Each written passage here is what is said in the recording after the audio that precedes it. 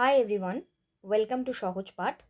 আজ আমরা আলোচনা করব একটি important topic related to Jio politics বলতে পারো, বা ইন্টারন্যাশনাল ট্রেড বলতে পারো, বা ইন্ডিয়ান ইকোনমির ভবিষ্যতের পরিকল্পনা সম্পর্কিত বলতে পারো। সো এই টপিকটি রিলেটেড ধারণা তোমাদের কিন্তু রাইটিংয়ের বিভিন্ন জায়গায় হেল্প করবে। তোমরা যারা সহজ পাঠের সাথে আমাদের রাইটিং ক্লাস বা প্র্যাকটিস করতে চাইছো, স্ক্রিনে দেওয়া নম্বরে যোগাযোগ করো। আজকের আলোচনায় আসা যাক। এখানে ভারসাম্যের পথে মানে কোথাও না কোথাও কোনো একটা ডিসব্যালেন্স রয়েছে, সেই ডিসব্যালেন্সকে ঠিক করার কথা এখানে আমরা দেখতে পাচ্ছি, তাই বলা হচ্ছে ভারসাম্যের পথে। এবার আমি তোমাদের বারবার বলি, আবারও একই আলোচনা, হেডিংটা খুব ইম্পর্ট্যান্ট, কারণ হেডিংয়ের মাধ্যমেই আমরা বোঝাতে পারি যে টপিকটার অ্যাঙ্গেলটা কোন দিকে, এবং লেখক মানে এই যে আমি বললাম ভারসাম্যের পথ, তো ভারসাম্যের এই যে ভারসাম্যের পথের মানেই আমি কোনো না কোনো একটা জায়গা যেটা আমার খুব ভালো কিছু এমনটি নয়, বা খুব খারাপ কিছু এমনটি নয়, এমন একটা পরিস্থিতি যেখানে উই আর ডেভেলপিং। সো আমরা ডেভেলপমেন্টের জায়গাতে, এই পয়েন্টটা ইম্পর্ট্যান্ট। সো এখানে কি বলার চেষ্টা করা হচ্ছে, এবং লেখাটিকে আরও সুন্দরভাবে, স্ক্রিনে অনেকটা ছোট হয়তো তোমরা দেখতে পাচ্ছ, যাদের দেখতে অসুবিধা হচ্ছে ডেসক্রিপশানে আমি লিঙ্ক প্রোভাইড করে দিচ্ছি, তো সেক্ষেত্রে তোমরা ডাইরেক্টলি লিঙ্ক ওপেন করে দেখতে পারো।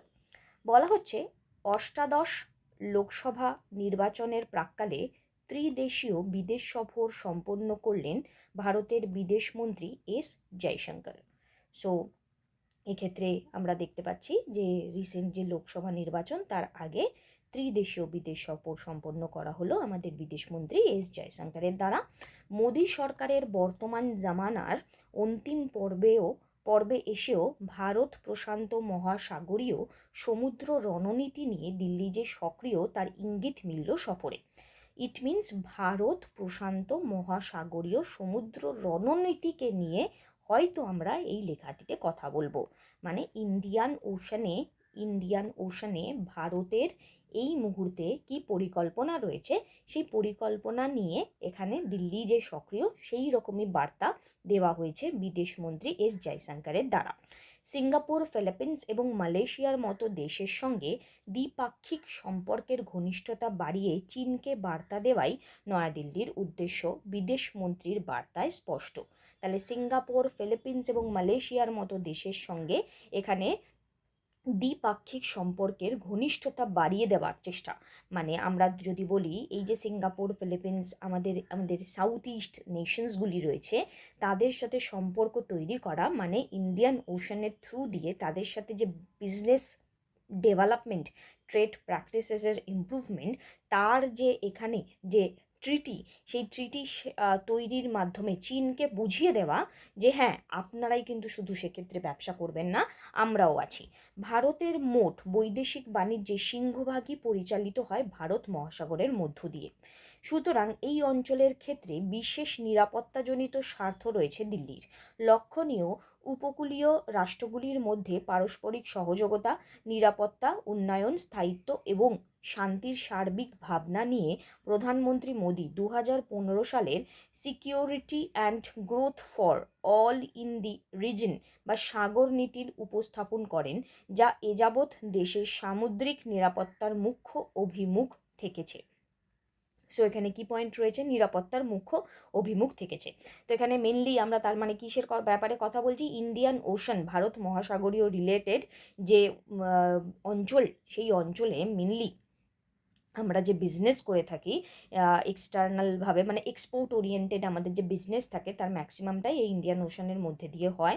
তাই এই পার্টিকুলার এলাকাটার যে নিরাপত্তা, সেই নিরাপত্তা দিল্লির একটা নিজস্ব স্বার্থের মধ্যে পড়ে। তো সেই স্বার্থকে সিদ্ধি করার জন্য উপকূলবর্তীয় যে রাষ্ট্রগুলি রয়েছে, তাদের মধ্যে পারস্পরিক সহযোগিতা খুবই কাম্য, নিরাপত্তা, উন্নয়ন, স্থায়িত্বকে বজায় রাখতে। তো এক্ষেত্রে 2015 সালে security and growth for all in the reason, এই যে নীতি, এই নীতির উত্থাপন করা হয়েছে এবং এক্ষেত্রে সামুদ্রিক নিরাপত্তার মুখ্য ভূমিকা থেকেছে, এই ব্যাপারে এখানে কথা বলা হচ্ছে। কিন্তু দীর্ঘদিন ধরেই মহাসাগর অঞ্চলে ভারতের নিরাপত্তা চ্যালেঞ্জের মুখে পড়েছে চীনের কারণে। তো আমরা প্রথমেই পড়লাম যে এখানে ভারত সরকার চাইছে এই যে দ্বিপাক্ষিক সম্পর্ক বুঝিয়ে দেওয়ার চেষ্টা করছে চীনকে যে আমরা কিন্তু পিছিয়ে নেই, কারণ এই জায়গায় সমস্ত সময় এখানে সমস্যা সৃষ্টি করছে কে? চীন। ভারত মহাসাগরে চীন তার প্রভাব বিস্তার করেছে মূলত দুই উদ্দেশ্যে। তো দুটো কারণে চীন এখানে ইন্ডিয়ান ওশানের উপরে নিজেদের প্রভাব বিস্তার করেছেন। প্রথমত, শক্তিসহ বাণিজ্যিক আদান প্রদানের এটি একটি গুরুত্বপূর্ণ জলপথ। আর দ্বিতীয়ত, এর মাধ্যমে পশ্চিম এশিয়া, আফ্রিকা এবং অন্যান্য দ্বীপ রাষ্ট্রের সঙ্গে যোগাযোগের সুবিধা। বস্তুত ভারত মহাসাগর অঞ্চলে পশ্চিমী নৌশক্তিগুলোর তুলনায় সুবিধাজনক অবস্থানে রয়েছে চীন। এই অঞ্চলে ঘনিষ্ঠ কূটনৈতিক এবং অর্থনৈতিক সম্পর্ক গড়ে তোলার পাশাপাশি সামরিক উপস্থিতি বহাল রেখে।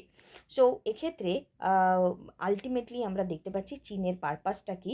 চীনের পারপাসটা বাণিজ্যিক, অবশ্যই বাণিজ্যিক ছাড়া, বাণিজ্যিক মোটিভেশন ছাড়া অ্যাজ সাচ সেভাবে আমরা কিছু দেখতে পারি না।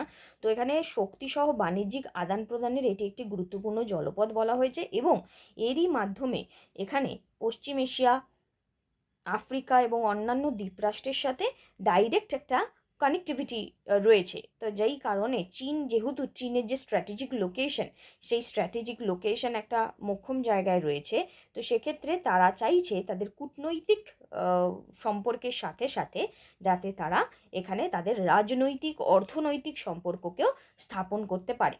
বেল্ট অ্যান্ড রোড ইনিশিয়েটিভের সামুদ্রিক অংশ সহ ভারত মহাসাগরে বেজিংয়ের ক্রমবর্ধমান বিস্তার নীতি তাই উদ্বেগ বাড়িয়েছে দিল্লির।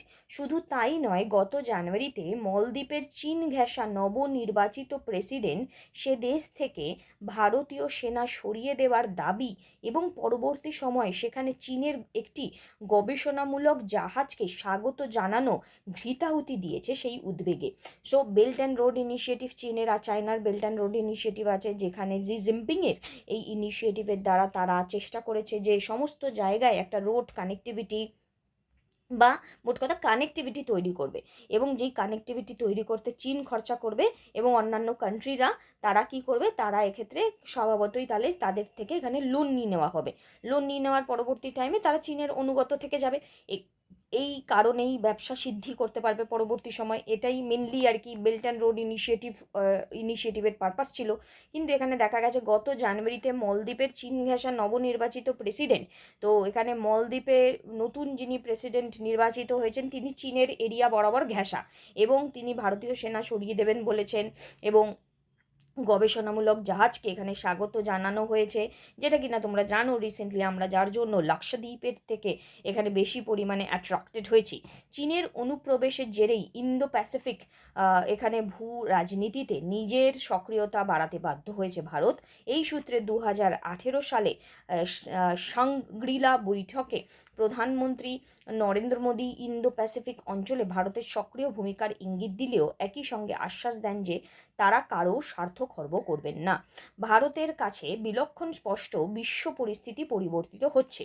তৎসত্ত্বেও এই নতুন বিশ্ব ব্যবস্থাকে সবার জন্য মুক্ত, অবাধ এবং সমানাধিকারযুক্ত হওয়ার উপরেই জোর দিয়েছে দিল্লি, যা গড়ে উঠবে আইন এবং নীতির ভিত্তিতে এবং সংলাপের মাধ্যমে। খুবই ইম্পর্ট্যান্ট একটা পয়েন্ট, একটা কথা মাথায় রাখবে, ভারত এমন একটি দেশ যারা কিন্তু অপরের ক্ষতি করে নিজের লাভ করে না, এটা কখনোই করেনি। হ্যাঁ, কূটনৈতিকভাবে কোনো রাজনৈতিক পদক্ষেপ, তার মাধ্যমে নিজের অর্থনৈতিক এখানে সাধ্য সিদ্ধি, সেটা একটা কার্যকলাপ বলা যেতে পারে।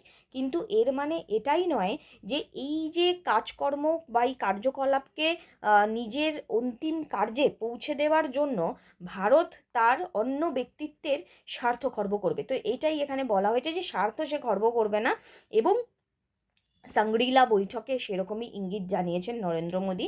তো এই ক্ষেত্রে নতুন বিশ্ব ব্যবস্থা যে পরিবর্তিত হচ্ছে, সেই পরিবর্তিত বিশ্ব ব্যবস্থার নীতির উপর ভিত্তি করে এখানে পরবর্তী সময়ে এগিয়ে যাওয়ার কথা আসছে। এই পন্থার কেন্দ্রে রাখা হয়েছে আসিয়ানকে, এবং কোয়াডের ক্ষেত্রেও একই পরিকল্পনা অবলম্বন করেছে ভারত। ভারত মহাসাগরে চীনের উপস্থিতি বৃদ্ধির পরিপ্রেক্ষিতে আমেরিকা, জাপান, অস্ট্রেলিয়া, আসিয়ান রাষ্ট্রগুলোর সাথে যৌথ নৌ মহড়ার মাধ্যমে দক্ষিণ চীন সাগরে ভারত তার উপস্থিতি বৃদ্ধি করলেও আঞ্চলিক স্থিতাবস্থার স্বার্থে চীনের সঙ্গে আসিয়ান রাষ্ট্রগুলোর বিবাদের ক্ষেত্রে নিরাপত্তা বজায় রাখা গিয়েছে। একই সঙ্গে দক্ষিণ এশিয়ার ভূ রাজনীতিতে নিজের গুরুত্ব বৃদ্ধির ক্ষেত্রে আঞ্চলিক রাষ্ট্রগুলোর সঙ্গে দ্বিপাক্ষিক সম্পর্ক আরও দৃঢ় করার উপরেই জোর দিয়েছে। দিল্লি আগামী লোকসভা ভোটে যে ফলই হোক না কেন, পূর্ব দিগন্তে আগামী দিনে ভারত এই কূটনীতি অনুসরণ করলেই মঙ্গল। সো খুবই স্বাভাবিকভাবে এখানে আমরা বুঝতে পারছি আমাদের ভূ রাজনীতির তথ্যকে নিয়ে এখানে কথা বলা হচ্ছে, এবং এই ভূ রাজনীতির তথ্যে নৌ মহড়ায় দক্ষিণ সাগর বা দক্ষিণ চীন সাগরে, সাউথ চায়না সি আর কি, সেক্ষেত্রে ভারত তার উপস্থিতি আস্তে আস্তে আগের তুলনায় বৃদ্ধিপ্রাপ্ত করার চেষ্টা করছে। এশিয়ান কান্ট্রিগুলির সাথে এখানে নিরপেক্ষতা বজায় রাখার চেষ্টা করছে, এবং আঞ্চলিকভাবে বিভিন্ন আলাদা আলাদা কান্ট্রির সাথে দ্বিপাক্ষিক সম্পর্ক গড়ে তোলার মাধ্যমে, এই কূটনীতি অনুসরণের মাধ্যমে ভবিষ্যতের এখানে দিকে আমাদের অবশ্যই এখানে আমরা দেখতে পাচ্ছি নতুন রকম ক্রমবর্ধমান বিস্তার নীতি গড়ে তোলার চেষ্টা করছে ভারত। সো অবশ্যই এটা একটা খুব ভালো দিক, এবং লেখাটির মাধ্যমে আমরা অনেক কিছু নতুন নতুনভাবে রিপ্রেজেন্টেশন শিখলাম। এইভাবেই পড়তে পড়তে লেখার মধ্যে অগ্রগতি আসে। তোমরাও যদি আমাদের সাথে প্র্যাকটিস করতে চাও, আমাদের সাথে কানেক্টেড থাকতে পারো। এই ভিডিওটিকে একটি লাইক এবং শেয়ার অবশ্যই করে দিও নিজের বন্ধুদের সাথে। Thank you.